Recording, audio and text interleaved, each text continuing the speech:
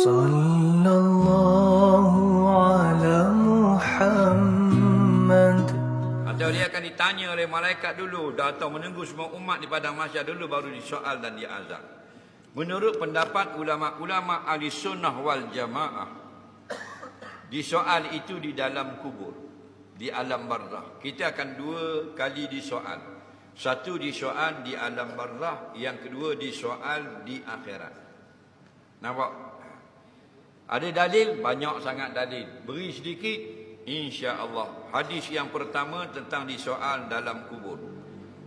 Bila Nabi kata kalau kamu sudah selesai tanam saudara kamu, kawan-kawan kamu di kubur, Nabi kata istaghfiru li akhikum. Nampak? Wasalu lahu tasbit fa innahu al-ana yus'alu. Jangan terus balik lepas tanam. Tanya, kamu mintalah ampun daripada Allah kepada saudara ini. Mintalah agar Allah ampunkan mayat ini. Dan berdoalah supaya dia dapat menjawab. Kerana sekejap lagi al-ana yus'alu. Fa innahu al-ana yus'alu. Nabi kata, maka mayat ini sekejap lagi yus'alu akan ditanya. Jelas lagi? Sudah jelas. Dan akhirat tanya lagi. Banyak hadis, banyak sangat. Ni bukan malam kita cerita bab hadis, tapi dah mun tanya bagi satu. Nabi sebut dalam sebuah hadis, la yazalu qadama ibni adam yaumil qiyamati indallah hatta yus'ala an arba'.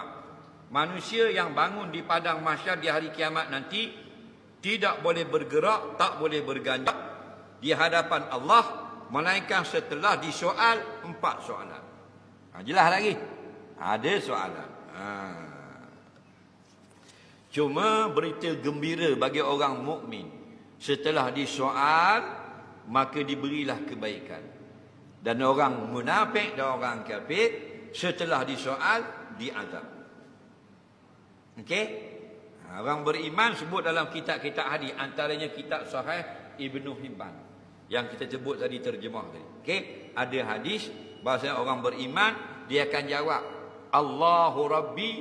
Kan dia ada soal, man rabbuka, siapa Tuhan kamu, wa man nabiyyuka, siapa nabimu, wa ma ikhwanuka, siapa saudaramu. Antara dalam hadis. Nampak? Maka jawabnya mayat dalam hadis kata, mayat kata, orang beriman tu lah, Allahu Rabbi, Allah lah Tuhanku, Muhammadun Nabi, Muhammad Nabiku, wal muslimuna kulluhum ikhwani, semua orang Islam itu saudara mara aku. Faham? Dan ada hadis yang lain pula, bila ditanya, ma qulta li hadzal rajul bu'isa fikum, apakah kamu nak kata tentang seorang laki-laki, iaitu Nabi Muhammad yang telah diutuskan kepada manusia? Kata Nabi, jika mayat itu orang beriman, dia kata huwa Muhammadun, orang itu namanya Muhammad, aman Nabi, aku beriman dengan dia, wasaddaq Nabi, kami membenarkan cakapnya. Faham lagi? Maka bila lagu tu Nabi kata dah dapat jawab, Allah akan luaskan kuburnya sejauh mata memandang. Jadi bukan disoal siapa kiamat, disoal sekejap. Dalam hadis dhaif, soal saja 7 malam. Faham lagi? Hadis itu tak kuat, tapi tak apa, kita cerita. Okey?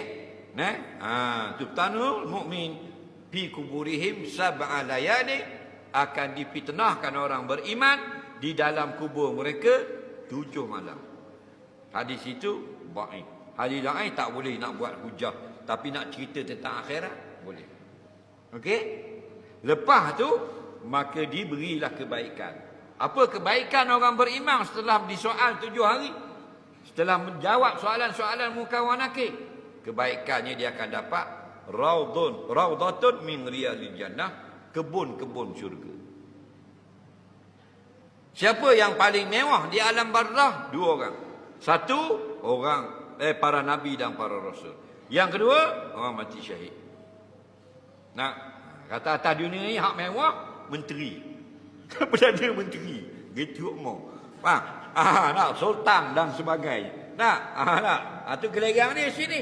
Gelerang tu dalam kubur orang yang VVIP, para nabi dan mati syahid. Nah, sehingga ke sana kemari lebih mewah daripada orang beriman yang lain.